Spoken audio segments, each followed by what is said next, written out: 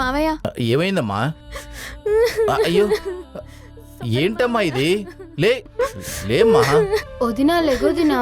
నన్ను క్షమించానని చెప్పండి మావయ్య, అప్పుడే లేస్తాను. క్షమించానులే, లే పైకి లే.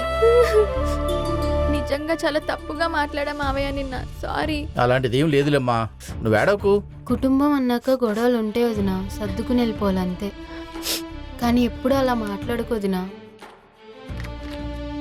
సారీ చెప్పాను కదా కార్తిక్, ఇంకెన్ని రోజులు మాట్లాడకుండా ఉంటావు? నిజంగా నువ్వు ఎన్ని మాటలన్నా నాకు ఏది హర్టింగ్ అనిపించలేదు రేఖ.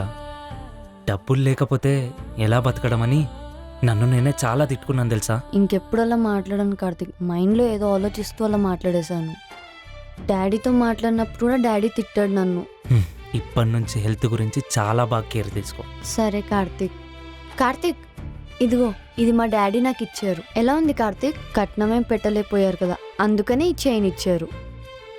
ఇది మా అమ్మ గుర్తంట కార్తిక్, చాలా జాగ్రత్తగా చూసుకోవాలి. చాలా జాగ్రత్తగా చూసుకుందాం. రేఖా, ఫాస్ట్గా వచ్చి టాబ్లెట్లు వేసుకో. టైంకి టాబ్లెట్లు వేసుకోదు ఈ పిల్ల. పాప ఏడుస్తుంది, పాలిద్దురా. హా అమ్మ వస్తున్నా. రేఖా, టేబుల్ మీద టాబ్లెట్స్ పెట్టే వేసుకో.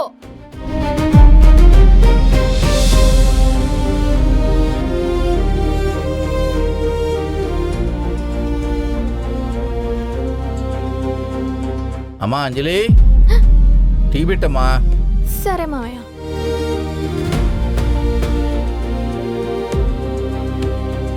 టైంకి టాబ్లెట్లు వేసుకోకపోతే ఎలాగమ్మా? చిన్నపిల్లవా, ప్రతిసారి ఇవ్వడానికి.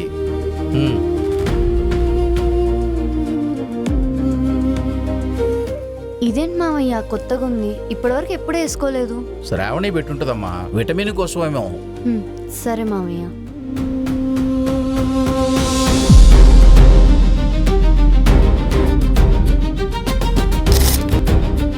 హలో, నాకు ప్రెగ్నెన్సీ పోవడానికి టాబ్లెట్స్ కావాలి.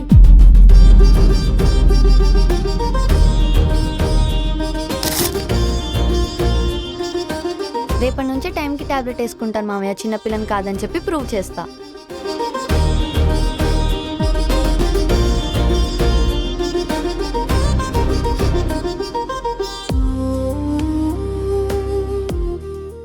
ఈ రోజు చూసిన ఎపిసోడ్ లో జరిగిన సన్నివేశం నిజ జీవితంలో జరిగింది. నేను విన్న ట్రూ స్టోరీస్ అన్నిటిని ఒక దగ్గర చేర్చి కథగా రైటింగ్ చేశాను. నిజంగా తోటికోడలు కోపంలో చేసిన తప్పుల వల్ల ఎన్నో జీవితాలు నాశనం అయిపోతున్నాయి. అది చూపించడమే మా మెయిన్ గోల్. పెద్ద కోడలుగా యాక్ట్ చేసిన మా సంధ్యాని కామెంట్ బాక్స్ లో తిడుతున్నారు. కామెంట్ చేసే ముందు తన ఒక ఆడపిల్ల, తనకు ఒక పర్సనల్ లైఫ్ ఉంటుందని మర్చిపోకండి. Thank you.